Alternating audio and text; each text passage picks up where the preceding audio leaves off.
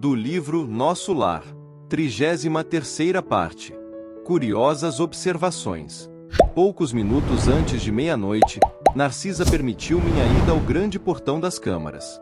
Os samaritanos deviam estar nas vizinhanças.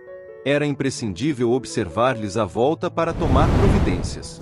Com que emoção tornei ao caminho cercado de árvores frondosas e acolhedoras.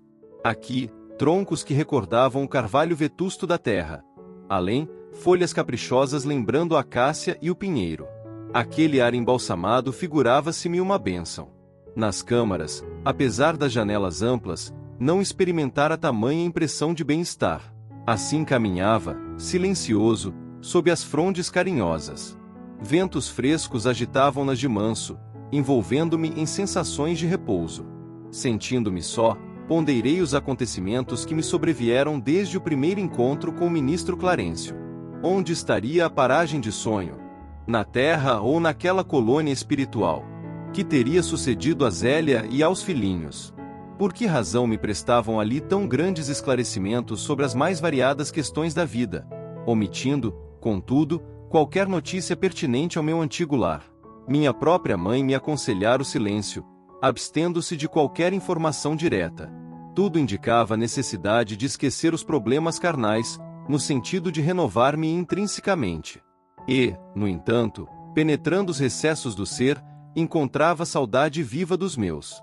Desejava ardentemente rever a esposa muito amada, receber de novo o beijo dos filhinhos. Por que decisões do destino estávamos agora separados, como se eu fosse um náufrago em praia desconhecida?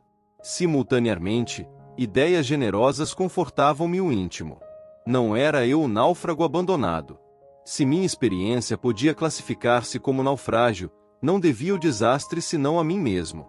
Agora que observava em nosso lar vibrações novas de trabalho intenso e construtivo, admirava-me de haver perdido tanto tempo no mundo em frioleiras de toda sorte.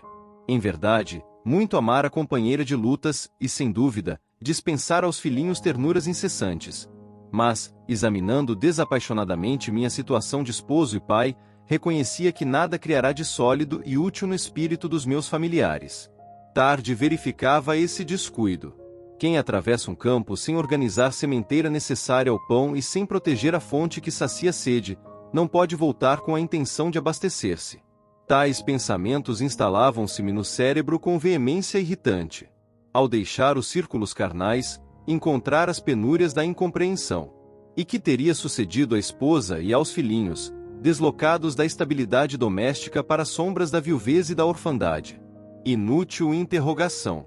O vento calmo parecia sussurrar concepções grandiosas, como que desejoso de me despertar a mente para estados mais altos. Torturavam-me as inquirições internas, mas, prendendo-me então aos imperativos do dever justo, aproximei-me da grande cancela, investigando além, através dos campos de cultura. Tudo luar e serenidade, céu sublime e beleza silenciosa. Extasiando-me na contemplação do quadro, demorei alguns minutos entre a admiração e a prece. Instantes depois, divisei ao longe dois vultos enormes que me impressionaram vivamente. Pareciam dois homens de substância indefinível, semiluminosa. Dos pés e dos braços pendiam filamentos estranhos, e da cabeça como que se escapava um longo fio de singulares proporções. Tive a impressão de identificar dois autênticos fantasmas. Não suportei. Cabelos eriçados, voltei apressadamente ao interior. Inquieto e amedrontado, expus a Narcisa a ocorrência, notando que ela mal continha o riso. Ora essa, meu amigo, disse, por fim, mostrando bom humor, não reconheceu aquelas personagens. Fundamente desapontado, nada consegui responder, mas Narcisa continuou. Também eu, por minha vez, experimentei a mesma surpresa em outros tempos. Aqueles são os nossos próprios irmãos da terra. Trata-se de poderosos espíritos que vivem na carne em missão redentora e podem, como nobres iniciados da eterna sabedoria, abandonar o veículo corpóreo, transitando livremente em nossos planos. Os filamentos e fios que observou são singularidades que os diferenciam de nós outros. Não se arreceie, portanto. Os encarnados que conseguem atingir estas paragens são criaturas extraordinariamente espiritualizadas, apesar de obscuras ou humildes na terra. E, encorajando-me bondosamente, Acentuou. Vamos até lá. Temos 40 minutos depois de meia-noite. Os samaritanos não podem tardar. Satisfeito, voltei com ela ao grande portão. Lobrigava-se, ainda, a enorme distância, os dois vultos que se afastavam de nosso lar, tranquilamente. A enfermeira contemplou-os, fez um gesto expressivo de reverência e exclamou: estão envolvidos em claridade azul. Devem ser dois mensageiros muito elevados na esfera carnal, em tarefa que não podemos conhecer. Ali estivemos, minutos longos, parados na contemplação dos campos silenciosos. Em dado momento, porém, a bondosa amiga indicou um ponto escuro no horizonte enluarado e observou: lá vêm eles. Identifiquei a caravana que avançava em nossa direção, sob a claridade branda do céu. De repente, ouvi o ladrar de cães a grande distância. Que é isso? Interroguei, assombrado. Os cães, disse Narcisa, são auxiliares preciosos nas regiões obscuras do umbral, onde não estacionam somente os homens desencarnados, mas também verdadeiros monstros, que não cabe agora descrever. A enfermeira, em voz ativa, chamou os servos distantes, enviando um deles ao interior, transmitindo avisos. Fixei atentamente o grupo estranho que se aproximava devagar. 6 grandes carros, em formato de diligência, precedidos por matilhas de cães alegres e bulhentos, eram puxados por animais que, mesmo à distância, assemelhavam-se aos moares terrestres.